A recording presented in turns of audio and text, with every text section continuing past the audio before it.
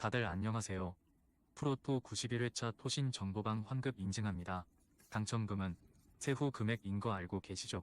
다들 아시겠지만 한 경기 취소되어 당첨금이 반토막 났지만 그래도 당첨 모두 축하드리며 오늘 경기도 분석 시작해보겠습니다. 금일 첫 번째 경기 몰데 대 란 분석 시작해 보겠습니다. 몰데는 유로파로 갈 수 있었던 플레이오프에서 승부차기 끝에 엘프스보리에 패하며 가지 못했다. 노르웨이 강호로 다시 유로파 도전에 나섰는데 이제는 컨퍼런스 리그 후성적을 노려야 한다. 그래도 홈에서 1차전을 소화하기에 유리한 입장인 건 사실이다. 지난 주말 두 골을 몰아친 에릭센을 비롯해 하우겐이 경기 내내 공격 전개에 집중하며 상대 골문을 노릴 것이다. 라는 축구 팬들에게 생소한 북아일랜드 클럽이다. 자국 리그에서 성적을 내며 컨퍼런스 리그로 오긴 했지만 토너먼트 진출 가능성은 회의적이다. 숀 그레이엄과 반트 등 북아일랜드 리그 최고의 수비진이 있지만 첫 경기부터 어려운 상대를 만나게 됐다. 몰데의 승리를 본다. 어려운 상대를 원정에서 만난 란이 정면 승부를 걸 가능성은 적다. 텐백으로 경기 내내 임할 수도 있다. 그러나 홈의 이점을 살리며 경기를 운영할 수 있고 에이크렘이 상대 최종 수비를 넘어 기회를 살린 몰데 상대로 승점 추가는 어렵다. 금일 두 번째 경기 레기아 대 베티스 분석 시작해 보겠습니다. 레기아는 홈 경기지만 첫 경기에서 어려운 상대를 만났다. 플레이오프에서 드리타를 잡고 올라왔는데 라리가의 강호를 상대하게 됐다. 그래도 홈 일정이기에 모리시타와 루키나스 등이 공격적으로 경기를 운영하며 홈 승리를 노릴 것이다. 단, 최근 리그 3경기 연속 무승에 그치는 등 분위기 저하가 있다. 베티스는 컨퍼런스 리그에서 강력한 우승 후보 중 한 팀이다.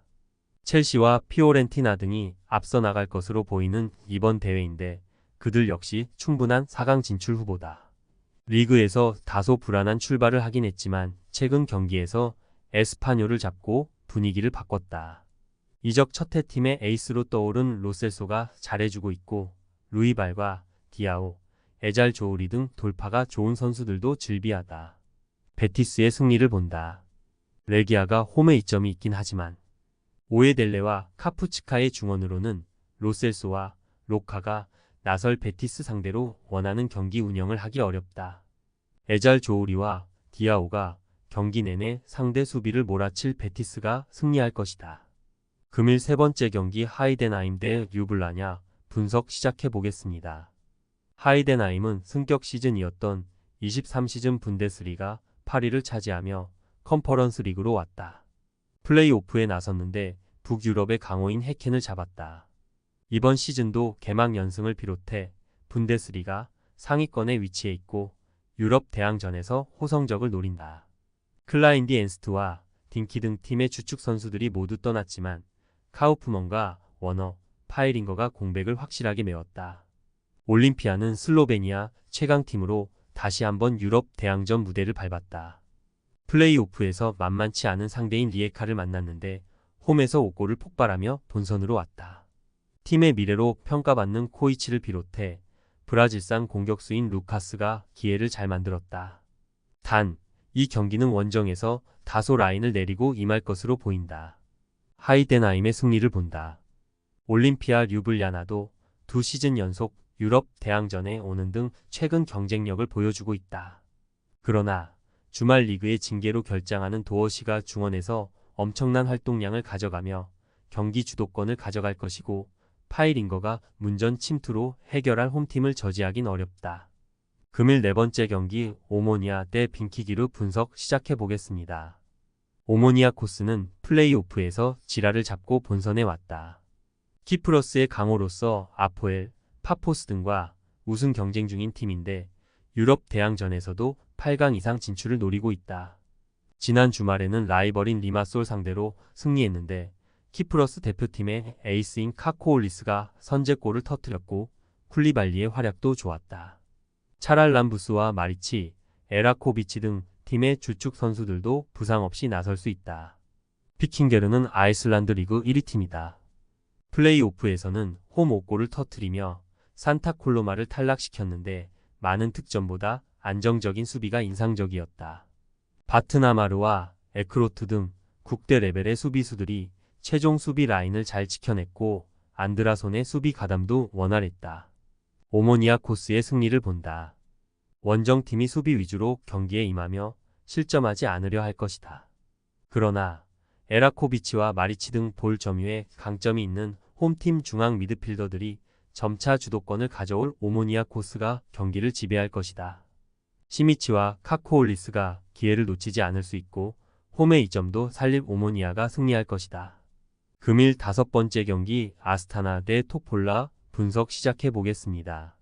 아스타나는 유럽 대항전 단골 손님으로 이번 해에도 참여하게 됐다. 이번 시즌은 리그에서 5위로 처져 있지만 언제든 선두로 치고 갈 힘이 있는 팀이다. 플레이오프에서는 불안 상대로 원정에서 패했지만 홈 3골차 승리로 합산해서 이기며 본선으로 왔다. 기니 대표님 윙어인 카마라를 비롯해 공중볼 장악에 능한 지네두, 벨라루스 팀의 에이스인 에봉 등 좋은 선수들이 즐비하다. 바치카는 테라비브에 패하며 컨퍼런스 리그로 왔다. 세르비아에서 늘 상위권을 유지하는 팀인데 아쉽게 유로파로 가지 못했다. 그래도 최근 서서히 결과를 내며 이번 대회 호성적을 노린다. 지르코비치와 바니악, 판토비치 스리토비 역습으로 승부를 보려 할 것이도 라딘이 공격 전개를 이끌 것이다. 접전을 본다. 홈의 이점을 살릴 아스타나가 조금 더 유리하게 경기를 운영할 수도 있다. 그러나 바츠카는 스테파노비치와 조르제비치 등 좋은 마킹 능력은 물론 세트피스 수비에도 강점이 있는 중앙 수비가 건재하다. 또 라딘이 중원에서 상대를 수비적으로 괴롭힐 라딘도 있기에 리드를 허용하지 않을 것이다. 금일 6번째 경기 세르브리에 대 장크트 갈렘 분석 시작해 보겠습니다. 세르클러 브리에는 플레이오프에서 비스와를 잡고 본선에 왔다. 벨기에 리그에서는 시즌 초반 부진한 성적으로 중하위권으로 처져 있지만 유럽 대항전 무대에 얼굴을 내밀었다. 또 최근 서서히 성적을 내고 있는데 헨트전 승리에 이어 리그 무패를 이어가고 있다. 지난 시즌 리그 27골을 폭발한 토고 출신 공격수 덴키가 골 사냥을 시작했고 소머스의 지원도 살아났다. 장크트 갈레는 스위스 리그 5위를 달리고 있다. 루가노와 세르베트 등 윗순위 팀들보다도 많은 골을 넣었지만 실점도 다소 있다. 그래도 열세가 예상됐던 플레이오프에서 튀르키예의 강호인 트라브 존스포르를 잡고 컨퍼런스 리그에 진출했다. 베르틀러와 비치 등 경쟁력 있는 중원 조합이 강점이고 스타니치가 수비를 리드하고 있다. 접전을 본다. 브리에가 홈에서 나설 경기에서 덴키를 앞세워 골을 노릴 것이다. 그러나 스타니치가 수비 라인을 두텁게 하며 원정에서 팀을 이끌 것이고 비치의 중원 수비 보호가 있을 장크트 갈렌 상대로 승점 3점은 어려워 보인다. 토신 최종 조합은 영상 아래 고정 댓글로 말 걸어주시면 토신 정보방에서 무료로 공유해드립니다. 제발 손해보면서 토토하지 말고 다같이 웃으면서 즐겁게 베팅합시다. 함께 하실 분들은 부담 갖지 마시고 편하게 말 걸어주세요.